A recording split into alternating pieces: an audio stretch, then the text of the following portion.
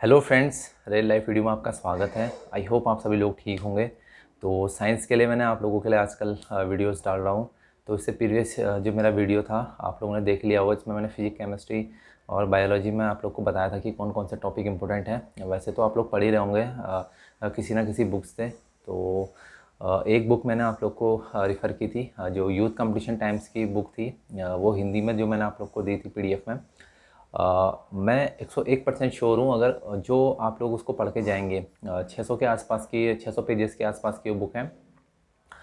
तो काफ़ी ज़्यादा इंपॉर्टेंट है उसमें, मतलब कोई ऐसा टॉपिक नहीं है आपके ग्रुप डी के लिए सफिशेंट है वो, मतलब रेलवे ग्रुप डी के लिए वो साइंस के लिए बुक सफिशेंट बुक है। मतलब उससे बाहर का कुछ आना है ही नहीं, ठीक है। उसमें आप लोग को न्यूमेरिकल मिलते हैं, ठीक है, आपको थ्योरेटिकल मिलते हैं, एमसीक्यू सब ए टू जेड, और प्लस उसमें जो अच्छे से समझा रखा है ना आप लोग को आंसर, वो बहुत ज़बरदस्त है, ठीक है। तो जो बच्चे उसको लगा के जाएंगे तो मैं कह रहा हूँ श्योर ही, अगर 25 नंबर की आपकी साइंस आती है ना, तो कम से कम आप लोग 17 से 18 क्वेश्चन आप लोग का एक्यूरेट ठीक होंगे। तो ज़्यादा हार्ड क्वेश्चन तो पूछता नहीं है आप लोगों में।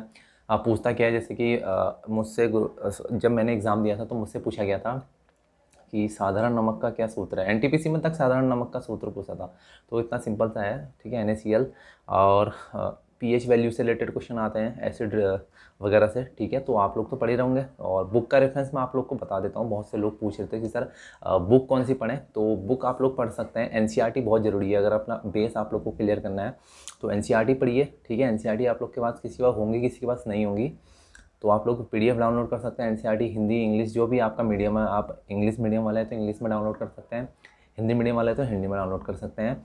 और प्लस आप लोग को सबसे इंपॉर्टेंट काम करना क्या है, आप कोई भी बुक पढ़ लीजिए, चाहे आप लोग ल्यूसेंट पढ़ लीजिए, या आप लोग वाईसीटी पढ़ लीजिए, या आप लोग एनसीईआरटी पढ़ लीजिए, या आप लोग के पास कोई अदर स्पीडी पब्लिकेशंस की है उसकी वो पढ़ लीजिए, या कोई दिशा पब्लिकेशंस की है साइंस की वो पढ़ लीजिए, अरिहंत ए टू जेड आपके पास कोई भी है। जब भी आप पढ़ते हैं तो अपने खुद के सेल्फ नोट्स बनाते हुए चलें, ठीक है। या ऐसी कोई बुक ले लें इस टाइप की, जैसे मेरे पास नोट्स वाली बुक है, ठीक है। इसमें मैं मल्टीपर्पज़ नोट्स हैं मेरे, तो इसमें ठीक है सभी कुछ मिल जाएगा इसमें आप लोग को। मैथ साइंस जो भी है, इस तरीके से मैंने ये बनवाई थी। इसकी मैं कॉस्ट आप लोग को बता देता हूँ। अब वैसे कोई अनावश्यक आवश्यक तो नहीं है इस तरीके की, लेकिन मैं फिर भी नोट्स के लिए इस तरीके की रखता हूँ, ठीक है। तो इसमें मुझे क्या था कि 180 रुपीज़ का मुझे पूरा जो सेट आता है कागज़ का ये था। और प्लस ये 30 से 40 रुपए की ये बनती है आपकी पूरी ये, ठीक है। इसमें बाइंडिंग वगैरह पूरी ये इस तरह का रोल डलता है, ठीक है। तो मुझे एक जो पड़ गई थी करीबन 70 से 80 रुपये की एक पड़ गई थी, ठीक है। 70 80 90 रुपये की पड़ गई थी। तो आपके एरिया में क्या पता और सस्ता हो, तो आप एक साथ जब बनाएंगे तो अच्छा लगेगा। नहीं तो आप लोग कोई भी एक कॉपी ले सकते हैं, उसमें नोट्स बना सकते हैं, ठीक है। और कभी भी आप लोग पढ़ते हो तो हाइलाइटर या हाईलाइट या पेन का यूज़ करें हाईलाइट करने के लिए, जिससे कि क्या होगा, आप जब रिवीजन करेंगे उस बुक से, या आप बहुत से सोचते हैं कि आप बुक से ही रिवीजन कर लें, बुक से ही पढ़ना पसंद करते हैं कि बुक में ही पढ़ते रहते हैं, उसमें करते रहते हैं। तो हाईलाइट करना इंपॉर्टेंट जो फैक्टर है उसको हाईलाइट कर लीजिए, ठीक है। और या तो नहीं, आप सेल्फ नोट्स बनाइए। सेल्फ नोट्स से क्या होगा, रिवीजन के लिए जब आपका टाइम बचेगा एग्जामिनेशन से पहले, रिवीजन के लिए सेल्फ रिवीजन के लिए टाइम बचेगा, ठीक है। और प्लस आप लोग प्रैक्टिस भी करते रहिए, ठीक है। प्रैक्टिस से क्या होगा, आपका जो एग्ज़ाम का जो डर है वो ख़त्म हो जाएगा, ठीक है। प्लस आपकी एक्यूरेसी, टाइम मैनेजमेंट, ये सारी चीज़ें आपकी हो जाएंगी, ठीक है, मॉक टेस्ट वगैरह लगाने से साइंस में। और प्लस आप लोग सेल्फ ऑफलाइन टेस्ट भी दे सकते हैं, ठीक है। बहुत सारी बुक्स आती हैं, और तो आप लोग डाउनलोड कर सकते हैं। अगर आपका इतना टाइम नहीं है, पैसा नहीं है, अगर आप लोग सोचते हैं कि यार इतना कौन खर्च करे, तो आजकल पीडीएफ अवेलेबल है। बस पढ़ने की आप लोग में सही नीयत होनी चाहिए। आप लोग पीडीएफ से आराम से पढ़ सकते हैं। जैसे मैंने आप लोगों से वाईसीटी की मैंने आप लोगों के साथ शेयर करी थी वाईसीटी की, तो आप लोग वहाँ से भी पढ़ सकते हैं पीडीएफ से। बाकी आप लोग नेगेटिविटी से दूर रहें, पॉजिटिव रहें, ठीक है। कोई भी सब्जेक्ट पढ़ रहे हैं तो पॉजिटिव माइंडसेट से पढ़ेंगे तो आप लोग के लिए अच्छा होगा अभी के टाइम पे, 1 महीने के टाइम पे, ठीक है। बाकी आप मेहनत करेंगे क्यों नहीं होगा, ठीक है, होगा आप लोग का भी, ठीक है। साइंस में अच्छे क्वेश्चन आते हैं। प्लस अब मैं आप लोग को बता देता हूँ बायोलॉजी में आप लोगों ने क्या पढ़ना है। तो बायोलॉजी में जो मानव रोग वाला जो चैप्टर है ना, ह्यूमन डिजीज़ वाला, वो बहुत इंपॉर्टेंट चैप्टर है, ठीक है। उससे क्वेश्चन पर्टिकुलरली क्वेश्चन उससे बनता ही बनता है। तो उसमें आप लोग विषाणु, जीवाणु, प्रोटोजोआ, कवक और अन्य बीमारी संबंधित और आनुवंशिक बीमारियाँ जो होती हैं वो आप लोग पढ़ लेना। विषाणु से कौन सी बीमारियाँ होती हैं वो पढ़ लेना, जीवाणु से कौन सी होती है वो पढ़ लेना, प्रोटोजोआ से पढ़ लेना, ठीक है, फंगस से पढ़ लेना। तो वो चैप्टर बहुत इंपॉर्टेंट है। कभी कभी वहाँ से डीप जाके क्वेश्चन पूछ लेता है।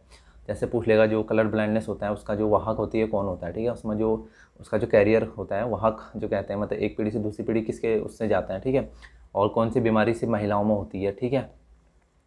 तो इस तरीके की जो बेसिक बेसिक क्वेश्चन है आप लोग लूसेंट वगैरह या आपके पास जो कोई भी रेफरेंस बुक जहाँ से आप पढ़ते हैं, नहीं तो आप लोग यूट्यूब वगैरह से, इतना कंटेंट है यूट्यूब में, आप लोग सर्च करेंगे ना यूट्यूब में, आप अपनी अलग से नोट्स बना सकते हैं। ठीक है, इस तरीके से कॉपी लेके मैंने आप लोग को टॉपिक बता दिए, जीवा सर्च करना गूगल पे या उस पर यूट्यूब पे कि जीवाणु से संबंधित रोग बाई ट्रिक के साथ आप लोग को जीवाणु से रोग मिल जाएंगे। वहाँ आप लोग को खाली हिट करना होता है बस। ठीक है, एग्जामिनेशन में आप लोग को कुछ नहीं करना होता है, बस आप लोग को अगर ट्रिक पता है ना तो आपके दिमाग में खुद ब खुद वो चीज़ आ जाएगी वहाँ पे कि हाँ यार ये ऑप्शन ठीक है। ठीक है, या विषाणु से जो भी पूछ लेगा, कभी पोलियो पूछ लेगा, पोलियो किससे होता है, टीबी किससे होता है, तो ठीक है यहाँ से क्वेश्चन बनते ही बनते हैं मानव रोग ह्यूमन डिसीज़ वाले चैप्टर से। ठीक है, ये चैप्टर बहुत इंपॉर्टेंट है, पूरा एकदम इसको रट्टा मार देना। ठीक है, कहते हैं ना वो कुमार गौरव सर की खोपड़ी में छेद कर देना। ठीक है, तो साइंस की खोपड़ी में छेद करना है आप लोग को। ठीक है, कुछ चिकित्सा उपकरण है। ठीक है, जैसे पूछ लेता जाता है कि बहुत सारे चिकित्सा उपकरण, मेडिकल जो इंस्ट्रूमेंट होते हैं वो किस यूज़ में आते हैं। ठीक है, वो भी आप लोग पढ़ लेना, वो भी इसी में आप लोग को ह्यूमन डिसीज़ वाले में ही मिल जाएंगे।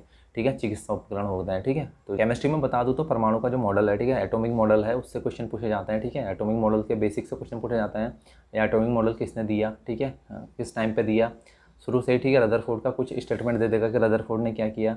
ठीक है, चैडविक ने क्या, इलेक्ट्रॉन की खोज किसने की, न्यूट्रॉन की खोज, प्रोटॉन की खोज किसने की, प्रोटॉन का मास, चार्ज, ऐसे बेसिक बेसिक क्वेश्चन आप लोग वहाँ से नोट्स बनाते हुए चलना। ठीक है, ज़्यादा नहीं होगा, 2-3 पेज में आप लोग के नोट्स बन जाएंगे। ठीक है, आराम से आप लोग 2-3 पेज में नोट्स बना के उसको अपना रिवाइज कर सकते हैं। ठीक है, इस चैप्टर से एटॉमिक वाला। ठीक है, थोड़ा इंपॉर्टेंट चैप्टर है, यहाँ से आप लोग आइसोटोप्स वगैरह आप लोग को अगर पता है। ठीक है, समस्थानिक हो गया, समभारिक हो गया, आइसोबार्स हो गया। ठीक है, केमिस्ट्री में अगर जो बच्चे पहले से पढ़े हुए हैं या 10th तक की जिनकी पढ़ाई बहुत अच्छी हुई है, ठीक है, जिनकी बेसिक पढ़ाई अच्छी हुई है ना, उन लोग को जरूर फ़ायदा होगा। देख लेना, ये चीज़ मैं कंफर्म कह रहा हूँ, जिनकी क्लास 10th तक की अच्छी साइंस, जिनने अच्छी तरीके से साइंस पढ़ी है, उनको मतलब 50% फ़ायदा तो उसका मिलना ही मिलना है। 50% उनकी अपनी मेहनत होगी इस एग्ज़ाम के लिए। ठीक है, तो बेसिक अगर उनका क्लियर है तो पहले से तैयार वो लोग सी एस में उनको बेनिफिट मिलना ही मिलना है। फिजिक्स में आप लोग के लिए इंपॉर्टेंट है जो कार्य ऊर्जा और पावर है, यानी जो कार्य ऊर्जा शक्ति वाला है। ठीक है, वर्क, ठीक है, वर्क एनर्जी एंड पावर, उससे बहुत सारे क्वेश्चंस आते हैं। वाईसीटी वाले जो बच्चे हैं उनको तो बताने की ज़रूरत ही नहीं है। ठीक है, वाईसीटी जो बुक से पढ़ रहे हैं उसमें से पूरा दिया हुआ है, सारे क्वेश्चन उस चैप्टर से दिए हुए हैं, लेकिन आप लोग खुद से भी पढ़ लेना लूसेंट वगैरह से, वहाँ से काइनेटिक एनर्जी से क्वेश्चन पूछता है, गतिज ऊर्जा से। ठीक है, और उसके फॉर्मूले से भी बहुत सारे क्वेश्चन पूछता है। ठीक है, वो न्यूमेरिकल भी पूछ लेगा आप लोगों से। ठीक है, काइनेटिक एनर्जी का फॉर्मूला पूछ लेगा इस, ठीक है, और भी पूछ लेगा। ठीक है, पोटेंशियल एनर्जी का पूछ लेता है। ठीक है, तो इस तरीके से यहाँ से जो बहुत सारे क्वेश्चन पूछते हैं, कार्य का मात्रक पूछ लेगा। ठीक है, तो यहाँ से बेसिक क्वेश्चन उठाता है आप लोगों के लिए। तो पूछ लेगा कि 1 हॉर्स पावर में कितने वाट होता है। ठीक है, और भी आप लोग में फिजिक्स में बताना है कि जो फिजिक्स की जो अलग अलग थ्योरियाँ हैं, जैसे अलग अलग थ्योरियाँ होती हैं, उसका उस थ्योरी को किसने दिया भी पूछ सकता है। ठीक है, तो थ्योरियों में भी उसके वैज्ञानिकों के नाम भी पूछे जाते हैं। नियम किसने दिए, तो न्यूटन ने दिए। ठीक है, और भी बहुत सारे, जैसे पूछ लेगा कि रेडियम की खोज किसने की, तो मैडम क्यूरी ने की। तो इस तरीके से जो छोटे छोटे क्वेश्चन आप लोग समझ ही होंगे, इतना टाइम से साइंस पढ़ रहे हैं, तो कहने का मेरा क्या मतलब है। ठीक है, ये खोजें होती हैं, इस लोग को आप लोग पढ़ते रहिए, रिवाइज करते रहिए। ग्रुप स्टडी बहुत अच्छा हो सकता है आजकल, अगर ग्रुप अच्छा है पढ़ने वाला तो आप लोग पढ़ सकते हैं। तो इस तरीके से आप लोग अगर लगाएंगे, होमवर्क की तरह देख लीजिए, आज का टाइम टेबल बना लीजिए साइंस के लिए। ठीक है, आज का पूरा दिन अभी से शुरू हो गया आप लोगों से। अगर जिन लोग के पास दिन खाली है, दिन टाइम है, सिर्फ पढ़ाई के लिए टाइम दिया हुआ है घर वालों ने, वो लोग अपना टाइम का सदुपयोग करें। ठीक है, तो रात भर आप लोग दिन खाना वाना खा के भी बैठ सकते हैं पढ़ाई करने, या खाना खाने से पहले जो पढ़ सकते हैं, वो बहुत सारे लोग ऐसे भी होते हैं। नहीं तो अभी पढ़ लीजिए। ठीक है, टाइम टेबल बना लीजिए, मैथ को इतना टाइम देना है, साइंस को इतना टाइम देना है, करंट अफेयर्स को इतना टाइम देना है, तो टाइम टेबल के हिसाब से बनाएंगे, नहीं तो हौच-पौच सा हो जाएगा, पढ़ाई में मन नहीं लगेगा। और कभी भी पढ़ाई में डीमोटिवेट आप लोग अगर हों तो बात कर लीजिए, ऐसे लोगों से बात कर लीजिए जिससे आप मोटिवेशन अच्छा लगे, उनको अपनी परेशानी बताइए। ठीक है, अच्छा लगता हो जिनसे आपको लोगों को बात करके। ठीक है, या एंड टाइम पे कोई चीज़ समझ ना आ रही हो, आप लोग उनसे भी पूछ सकते हैं कि हाँ मुझे ये चीज़ समझ में नहीं आ रही है। तो मोटिवेशन की तरह आप लोग किसी से भी ऐसे इंसान से, नेगेटिव इंसान से दूर रहें जो आप लोग को नेगेटिव करता हो। ठीक है, जो कहता हो कि हाँ नहीं होगा तो उससे ये वो, उससे दूर रहें अभी। ठीक है, फिलहाल 1 महीने तो बिल्कुल दूर रहें उन लोगों से, बाकी आप लोग मेहनत करते रहिए। वाले जो बच्चे पढ़ रहे हैं स्पीडी की बुक से, वो भी स्पीडी भी सफिशिएंट है। स्पीडी से जो पढ़ रहे हैं, स्पीडी रेलवे आती है जो साइंस के लिए, वो भी ठीक है अगर आप लोग उसको पढ़ लेते हैं तो। देखो, पढ़ लेने से कोई, आप लोग अगर पढ़ लेते हैं, कोई बुक कंप्लीट कर लेते हैं तो एग्ज़ाम तक का, तो बहुत अच्छी बात है। ठीक है, आप लोग की तैयारी बहुत अच्छी हो जाएगी। तो उसमें इंपॉर्टेंट ही क्वेश्चन दिए रहते हैं जो रेलवे ग्रुप डी में पूछे जा सकते हैं। ठीक है, जिसका लेवल रेलवे ग्रुप डी से मैच करता हो, तो वही क्वेश्चन दिए जाते हैं उन बुक्स में। तो वो बुक्स बहुत अच्छी हैं। ठीक है, ज़्यादा आप लोग को सोचना नहीं है कि बहुत ज़्यादा हैवी आएगा। ठीक है, तो इतना हौच-पौच नहीं आएगा, ठीक ठाक क्वेश्चन आएंगे। प्रीवियस ईयर क्वेश्चन देख लेना कैसे पूछे गए हैं। ठीक है, तो बहुत अच्छे क्वेश्चन आए हैं, कोई हार्ड क्वेश्चन नहीं पूछा गया है। कोई भी बेसिक बच्चा अपना क्वेश्चन बना सकता है। ठीक है, तो 25 नंबर की है, तो फिर 15 प्लस आप लोग का टारगेट रहना चाहिए कि 15 से ऊपर ही मारना है। ठीक है, तो मिलते हैं आप लोगों से नेक्स्ट इंपॉर्टेंट वीडियो पे, तब तक आप लोग पढ़ाई करते रहिए। Best of luck.